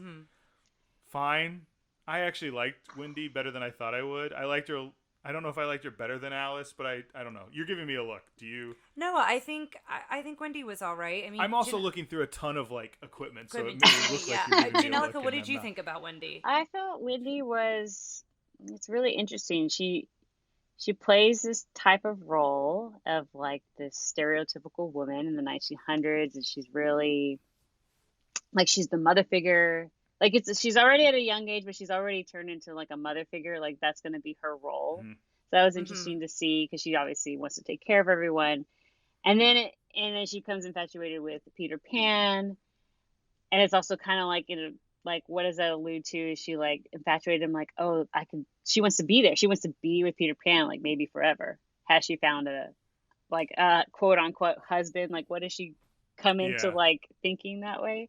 It's really Yeah. it's weird to like dissect, but I guess but I love that she just does come to the conclusion. She's just like, this is just not for me, which was Mhm. definitely amazing to see her do that. But like even when at the there's a part where she's because she's mad at Michael and she's mad at John when they do the whole sequence of the we're in the tribe, and she's like, I'm leaving, and you're like, okay, great, Wendy gets it, she's leaving. But then she's mad and upset. You're like, great. But then she also kind of does this like, oh, well, that's just how they are. That's How just they how, are, that's just shrug, how men yeah. are. And Yeah. shakes it off and then continues to walk. And it's like, wow, what type of... yeah, it's like in the same breath that you're celebrating that she's like, I'm not going to put up with how I'm being treated here. I'm also putting up with it because I'm just shrugging at I think what's happening. I think the remake should be Wendy's story. I think it's called Peter Pan, but I think it's Wendy's story. It's her journey. Yeah. Yeah, it's her You journey. know, it's called The Wizard of Oz, but it's about Dorothy. Like, you know, Yes, like that's yeah. what it should be. It should be how she views it. And Pan isn't necessarily the good guy. He's not a bad guy, but he's not the main person. And it's her learning this stuff and taking Michael and John and Michael and that sort of thing. I think that's how we need to do this from now on. Yeah. Mhm. Yeah, I It's agree. Wendy's I think there story. were a lot of good traits for her, especially at that time, that were written in there, but then there were other things that kind of conflicted with that. Let's talk about sidekicks and side characters. Smee. Nana is beyond reproach. Nana's great. Smee's great. I love Smee was Smee and really, Nana. really good. Smee was added a comedic aspect that was, I think, much needed. Yes, Oh, yeah. the Crocodile. Crocodile's fantastic. The Lost Boys can get lost. They were, yeah. They're just yeah. Tinkerbell. You know how I've made my feelings on Tinkerbell Yeah. clear. Tinkerbell. She's another one where I think, like Wendy, you could dissect and pull out, like, you know, like Yes. you're saying, like she becomes like an empowerment, like in this new cartoon series, and I think she's got some of that in this movie, and then it's clouded by other things. if you do the thing of like she's in love with Peter Pan, you can't necessarily help who you're in love with, and that must be hard on her. Yeah. And now we're going to talk about what is, I think, agreeably the best part of this movie, at least for Tara and I. Janellica, you can tell us you agree. And that's the villain. So and the good. reason I was I mean, excited to Hook. see this. I love Captain Hook. I've always loved Captain Hook. He is one of my top villains. I love him in the Mary Martin play. I love him in this one. Like I said, I let you know I called him out on the lines I didn't agree with. Yes. But overall, I think he's fantastic. I love that. And again, he's mirroring the father, where he's acting like he's got it all together, but then you see he really doesn't. And the father's the same way. Like the father's anxiety in the beginning, where he's talking about his cufflinks, and he goes down this rabbit hole of like, well, if this happens, then this happens, and then this happens. And Hook is very similar. And that's why I think this is almost a Wizard of Oz situation where this is a figment. It doesn't shown this way in this, but the story could be done as a figment of Wendy's imagination or her brain, because that's where she's getting this from. That's Yeah. what she, Similarities exactly between the like her Hook Yeah. is the father, and you know it's all played by the father, and Hook is interchangeable. Mhm. Now, in Tara's version of this, her father would be the hero, but we won't go into that right now. All right. My dad and I are BFFs. We have a close relationship. But let's go into the two big questions. Oh, sorry, favorite musical number. I like the pirate song at the end. That was probably my favorite. I like following the leader, but it has problematic lyrics. So I Yeah. have a hard time agreeing with it. But I think that song's kind of very whimsical and adventurous, but it has problematic lyrics. I will say the pirate song is great. So I'll probably go with that one. And I also like when they're flying over London. Yeah, I that's do like the that part. one. And I mean, it's so iconic because it's like you can fly, and it takes you through this whole dream sequence. And I mean, if obviously Yeah. if that's what it was, if that's what Peter Pan wasn't, and I think that's where everyone encapsulates their feelings for this movie. It's that. Is at that And beginning, it's not that moment. entirely Yeah. accurate of the And movie. Mm-hmm. exactly. It's weird though how like even in that video we watched, Ryan, with the one guy was just like, "This was my favorite movie," Yeah, he and didn't seemed Yeah, and I don't embarrassed to say and remember like it. this. didn't Yeah. remember any of that stuff. And that's just so interesting. And myself included, I'm like, "Oh my God, I didn't even remember this stuff at all." Well, I mean, And honestly, I I had didn't either until we started talking about it with you. And then, like I said, I listened to another podcast. And then I was like, oh, there's more. I thought there would be some problems, but there's more problems There's with this than way more I problems than I recalled. had Yeah. remembered. well, we're all on a journey where we haven't reached the destination yet. So like Yeah. we have, Okay, you know, 100, yeah, 100%. yeah. So we usually talk about does it hold up, and we talk about all those things. I think we've made our views on this very clear. We can probably Yeah. skip that. Yeah. The big question is, would you show it to your kids? And I think Janellica, you've made the best point of that. Of like, there's a conversation there. This is not something you can just throw on. Like, I think you're right. I think you need to have a conversation with your kids. You need to think about it before you want to put it on. Like, if it's been a Or while maybe- since you've seen this, like maybe watch it first before showing it to them. That was going to be my suggestion is, maybe you do want to watch it before you have your kids watch it, because as a parent, everyone's going to feel differently Yeah. with Yeah. when they expose their kids to certain things and how. And, so I think there's no wrong way to go about it, but just Yeah. to know that there's a lot in This here. isn't an easy breed. This isn't Cinderella. Yeah. Yeah, Well, Cinderella's great. But that's the other thing. I mean, the first time this goes with all Disney, but the first time I had never even thought about it even before I had kids, but the first time I ever heard someone have a problematic thing with Disney was a good friend of mine. He had 3 boys, and this was like probably 5 years before I even thought about having kids. And he was saying, we don't even show our boys any of the Disney things. And I'm like, oh, really? Like, why? She's like, well, a lot of the things like Cinderella and or Sleeping Beauty are like, I'll show a man saving a woman, and I don't want to expose my boys to that. I would tell them to go back and watch Cinderella. So the prince has no The prince is agency barely at in all, it. but Cinderella, it shows a very strong woman, Cinderella which was I think surprising, would be yes, yeah. and I think we agree the same thing. But going back, and yes, there's always that in there, but Of the man saving the woman. Of the I- man I- saving I- the woman. Yeah. But in Cinderella, we talked about this. She is so kind and So so gentle. generous. She is such a good protagonist, and our Cinderella episode will obviously be out by now, so go back and listen to that. But like, yeah, I think that one's a good one. But no, I understand like that idea of like, you may have to be older before you watch some of these movies that are supposed to be just for kids. Yeah. And I think- Pinocchio's horrifying. We've said that a million Yeah, times. terrifying. Yeah, and I think again we are taking a critical eye to Yeah. it, but that's what we wanted to do Hey, with but this. it's our podcast. If you don't like it, Well, that's what I was just going to say. That's No. that's what we wanted to do with this, and I Yes. think it's better to be more informed than to be ill-informed or show something and have the experience you had, Janellica. I mean, Yeah. you learned from it, but it also, I would imagine, was a very hard moment to be in where you started watching it and you're like, oh no, this maybe wasn't right. Yeah. And I think you handled it well, and I think everything is fine with your daughter, but like, it's good to be prepared for those moments, and we're not always going to be, right? Oh yeah, for sure. I mean, and honestly, I can't protect her from everything she watches. As long as Exactly. we have Yes. education and conversation, I mean, that's the main thing. Because I think Yeah. I think probably when we were kids, like a lot of our parents just like threw on the TV and we're just like, here you go, just watch whatever, Yeah. and not have a really legit conversation about these things.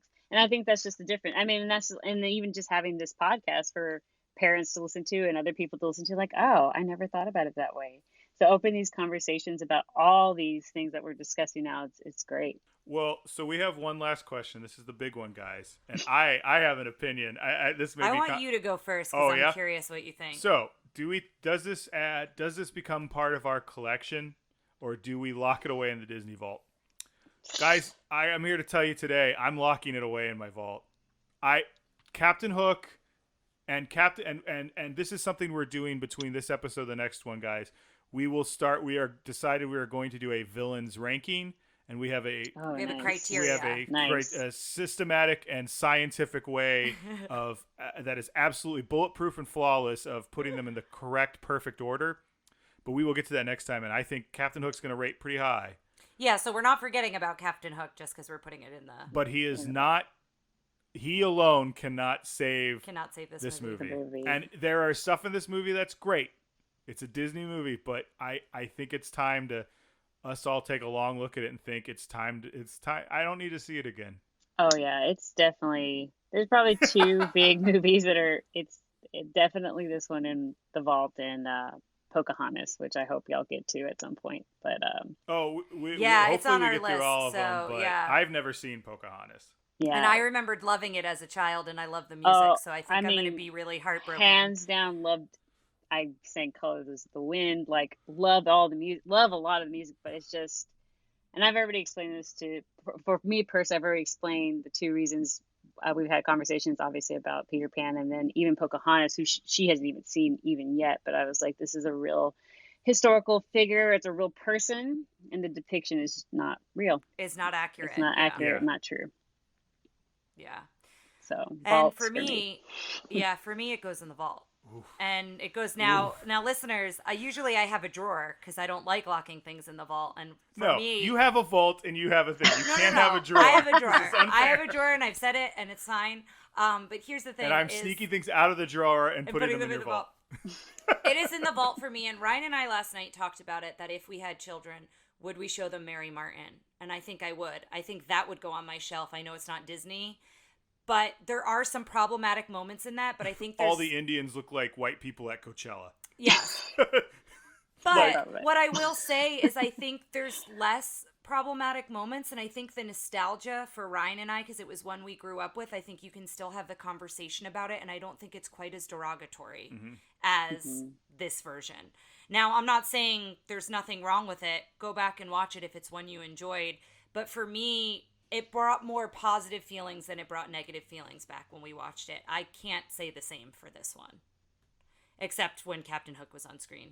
Although he also had some lines I didn't love. But yeah. So guys, thank you so much, Janellica. We are pushing the 2 hour mark. All right, yeah. this one in Alice in Wonderland, I think, was long, too. Thank you so much for coming on. I don't know if there's anything you want to plug. It can be anything you want. It could be something personal. It could be professional. It could be just a movie you like or a music you've been listening to. Or you can just say pass. No plugs. Just thanks for having me on, and just thanks for having these conversations. I mean, they're important, so it's great. Yeah, thank you. Guys, up next is one. Instead of Native Americans, we'll be talking about the interesting portrayal of Italian Americans, I believe, in Lady and the Tramp. Yes. And we, I believe, have a guest for that one as well. So until next time. Thanks for listening to Tara and Ryan's Princess Diaries. If you want to tell us your favorite Disney villain and why it's guest on, send us an email at trprincessdiaries@gmail.com. Or you can send a tweet about how great Maleficent is to @TRPDiaries. Check out our Facebook group by searching for Tara and Ryan's Princess Diaries. Tara and Ryan's Princess Diaries are available on iTunes, Stitcher, Spotify, Overcast, and many more. Wherever you hear us, please be our knight in shining armor and give us a 5-star review. Thanks again, and until next time, remember to always live happily ever after.